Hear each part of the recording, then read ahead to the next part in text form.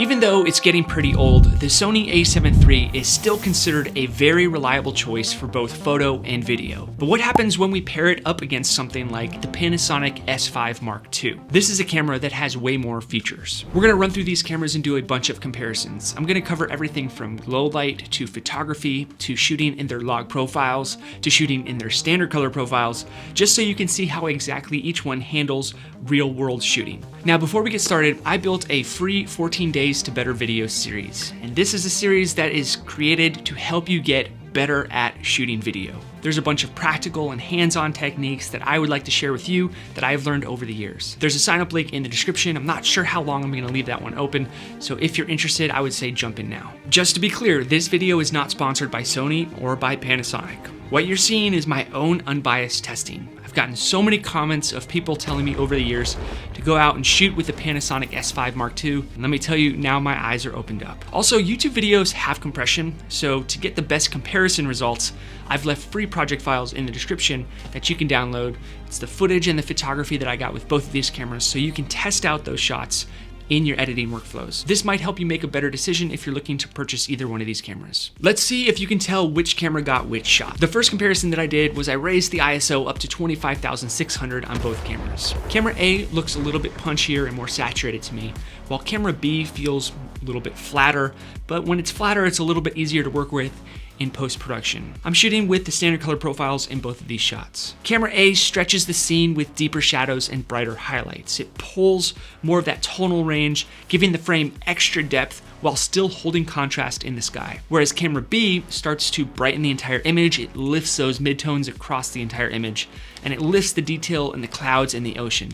But the trade-off is that the shadows, we're gonna start to see a little bit more noise. And one of the reasons why we see noise with one shot and not the other, especially in these low light environments, is because one camera is 8-bit and the other one is 10-bit. But things change up a little bit when I switch both cameras over to their log profiles. Camera A shifts to purple, while camera B leans slightly green. It's subtle, but it affects color grading, because once I apply both of my Fujifilm look LUTs, you can see the distinction more clearly in the color science. By the way, I created a camera-specific color LUT library where I designed color LUTs to match the exact sensor on your particular camera. And as far as I know, I don't think anybody else has done this. So if you have either of these cameras or a different camera and you would like to have LUTs that were created tailor-made for your camera, then make sure to check out that library. If you're interested in taking a look at that library, I'll leave a link in the description. It's comparisons like these backed by real-world footage that's going to expose the true differences between both of these cameras.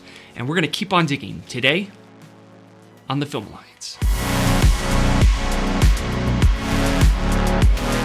If you guessed which camera was which, please let me know how you spotted it. And while I reveal the answers to you, let's run through some of the quick specs to set the stage. Right now, the Panasonic S5 Mark II is selling for $1,997 US, and that's body only.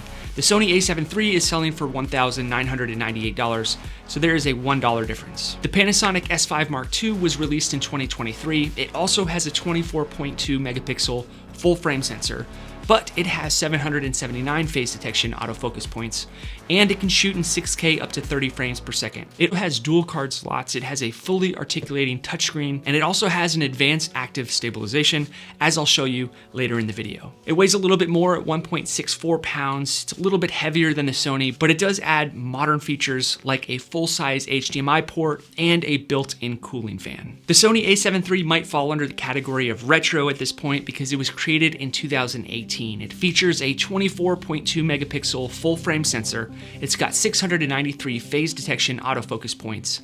It can shoot in 4K up to 30 frames per second. It has strong low light performance. It weighs about 1.43 pounds. It has dual card slots, which is huge. It has a tilt only screen, which may be a negative if you're into vlogging. And it does have excellent battery life. It's one of the reasons why it became so popular and why I bought one back in 2019. For this comparison, I used the Panasonic 18 to 40 millimeter f4.5 to 6.3 on the S5 Mark II and the Tamron 28 to 75 millimeter f2.8 on the Sony a7 Mark III. I matched exposure settings across both cameras, but I couldn't take advantage of Tamron's wider aperture on the Sony because of the lens that I was using on the S5 Mark II. Now, let's jump straight into the image quality. At At ISO 6400, the two cameras look close, but there is a difference, as you can see here. The S5 Mark II lifts its brightness slightly, while the A7 III leans more darker with that moodier, more dramatic tone. But both cameras are exposed exactly the same here. In this case, I prefer the S5 Mark II. And the reason is, when I look at the sky, it comes through brighter, more saturated, and it has softer gradations of orange and blue.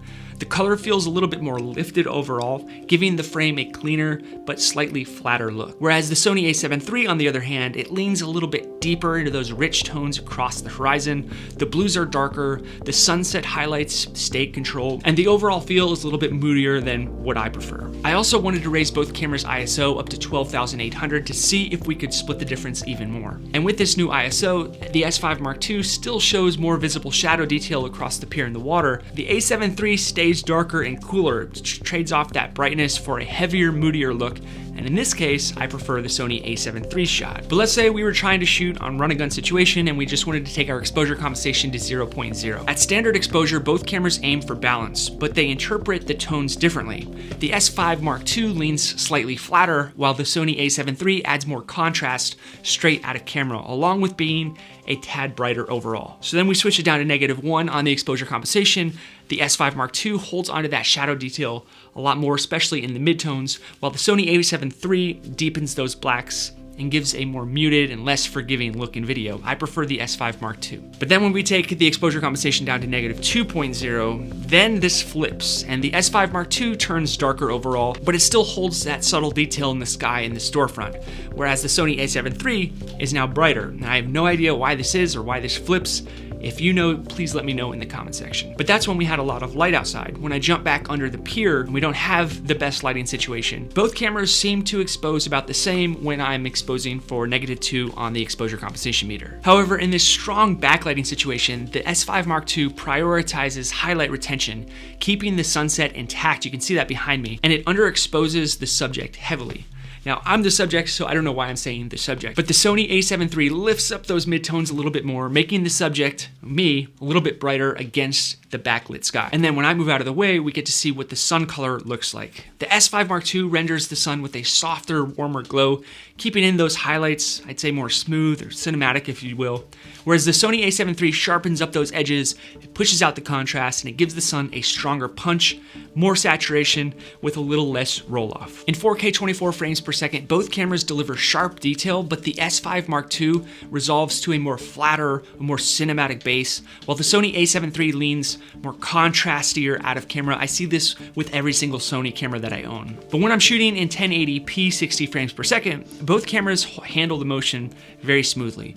The Panasonic S5 Mark II captures more highlight detail in the sky, while the Sony a7 III deepens those shadows for added contrast like we've been seeing up until now. Now, these are subtle differences, but they still are different, so I wanted to make sure to make a note of that. Now, in this aliasing test, the S5 II handles the striped awning in the background with fewer flicker artifacts more than the Sony a7 III. I would suspect this is due to the 10-bit 8-bit cameras. Aliasing happens when fine patterns like stripes on an awning or stripes on a shirt interact with the camera sensor and then create false details the sensor just can't properly resolve.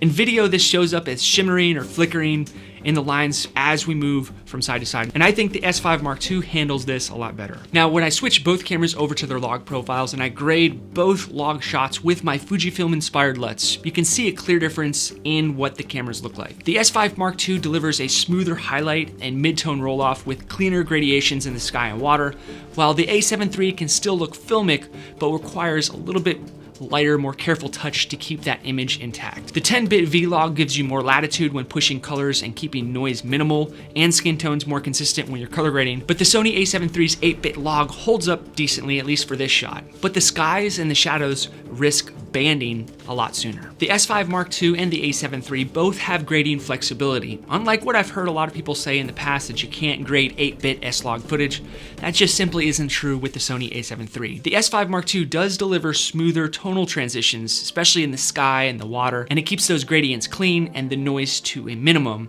and its 10-bit files give more headroom for pushing color and contrast without breaking the image. But the Sony a7III's 8-bit log still holds up in my opinion. But like I mentioned before, the skies and the mids just clip a little bit faster when you push the grade. Now I did shoot in the standard color profile. I like shooting in this particular profile because a lot of times if you're a beginner or if you're on the go, you're in a run and gun situation, you're not gonna have a lot of time to switch it over to log and expose everything correctly. And as you can see here, you still get great results. And when we shoot in the standard color profile, I also like to look at the saturation to see how much of the native saturation that each of these cameras produce.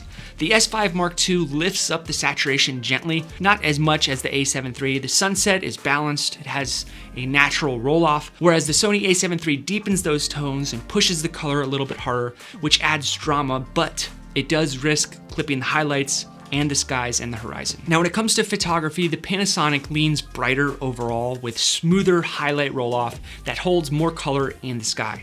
The Sony pushes darker with deeper shadows and a stronger silhouette, as we've been seeing throughout this entire comparison. Now looking closer at the Panasonic's file, highlights roll off a little bit more gentle and the mids stay lifted. That makes its photos easier to grade with more flexibility in recovering those tones across the scene. Now switching gears over to the Sony, the shadows deepen just like we see in video, which gives it an added punch and contrast straight out of camera. And if you're shooting in the standard color profile, there is definitely less room to adjust in post. In this photography test, both cameras captured the same exact sunset scene, but they both rendered them differently. The Panasonic S5 Mark II has a different color sky, as you can see here, and the Sony has a more bluish type of sky. But just so you know, this is all in the standard color profile. This is not shooting in RAW. I've left RAW files for both of these cameras in the description in case you want to download them and then try them out in Lightroom or whatever editing software that you're using. As you can see, the S5 Mark II is pretty overly saturated. If I was gonna shoot something like this in real life, not for a YouTube video, I would probably shoot in log and then color grade it myself in post. But the S5 Mark II does have a way better stabilization system, as you can see here. It reduces the jitters and the walking shake when you're going handheld, whereas the Sony a7 III does not stabilize well when I'm shooting video. The stabilization in the a7 III works great for photos only. And when it comes to vlogging, we can see here the same exact issue with the Sony a7 III. Its handheld stabilization is just not that good, especially when you're vlogging like this. Now, while we're at it, let's talk about the native microphone in both cameras, and then we'll jump into usability and design. Here's our vlog test with the Panasonic S5 II. Handheld, really just kind of standing around. If I was talking to the camera, this would have looked like. It's different than what you would get with your phone. Get a little bit more dynamic range in the background. Here's that vlog shot with the Sony a7 III. Don't forget that I can't see the display, so I don't know what my framing looks like. I might be a little bit too far from the camera or I might be too close. I'm not sure. I'm not gonna know until after this shot has concluded. The S5 Mark II has a deeper, chunkier grip that feels more secure in your hand, especially when you're running bigger lenses for video. The Sony a7 III is lighter and it's still pretty comfortable. I've never dropped mine, at least from what I can remember. So I'd say both grips pass the test. The Panasonic S5 II gives you a full-sized HDMI port, headphone and mic jacks, and a USB-C, all of the essential ports that you need for serious video shooting today. The Sony a7 III has similar connections, but it does have a micro HDMI port, and this is definitely more fragile and less reliable for external monitors and recorders. So if you're rigging out your camera and you really need that HDMI port, then I would say the S5 Mark II is the way to go. The S5 Mark II also gives you a fully articulating screen. It's perfect for vlogging or self-recording and creative angles, whereas the Sony a7 III only has a tilt screen, which works for waist level shooting, but it is not practical for vertical video or monitoring yourself on camera. So if you need that flip screen, the S5 Mark II has a major advantage. The S5 Mark II gives you dual UHS-2 SD card slots, so both cards can handle a very high bitrate video and fast stills. The a7 III also has dual slots, but only one supports UHS-2 speeds. That second slot slows things down a bit. It's really only for backup recording, especially for video. For hybrid shooters, I would go with the S5 Mark II purely for its dual UHS-2 setup. The Panasonic S5 Mark II, the menu system is designed for video shooters in mind. You're gonna find advanced log controls and even the ability to preview LUTs right in camera, like I mentioned in the beginning of this video. It takes a little bit longer to learn, but it gives you a lot more flexibility, and it's built for fast-paced creators. The a7 III, on the other hand, its menus, they're pretty straightforward, but they're a little bit tricky and clunky to get through. After all, it is pretty relatively old. You don't get the same depth in video options, which keeps things simple, but it does limit your customization for filmmakers. Both the S5 Mark II and the a7 III use a 24.2 megapixel full frame sensor, but they do have a different color science, as I hope I've been able to show you throughout this entire video. Now let's conclude this thing and I'll tell you which one I like better. After running both of these cameras through all of these tests, I have to be honest. If I had to start over today, I would go with the S5 Mark II. The a7 III is still a legend and a safe choice for hybrid shooters, but the S5 Mark II's updated video features, its 10-bit video recording, you can shoot in 6K, it's got great stabilization, a flip-out screen, and that full-size HDMI. It just makes it more future-proof and also easier to use as a content creator. So sorry Sony, but Panasonic takes the win for me here. Let me know which one of these two cameras you like better and why. And until the next video, I'm Joe with the Film Alliance, and I'll see you in my next video.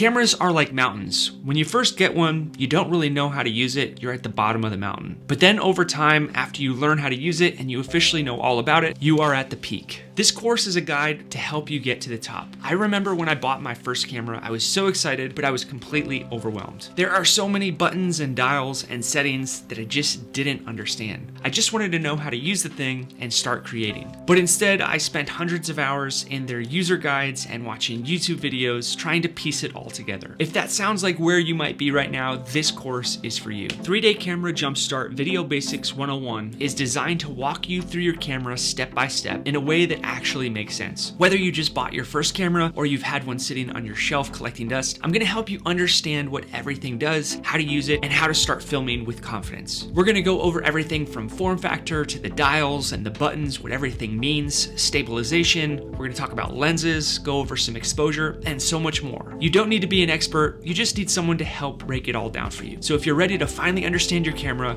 this course will get you there. I'll see you in the first module.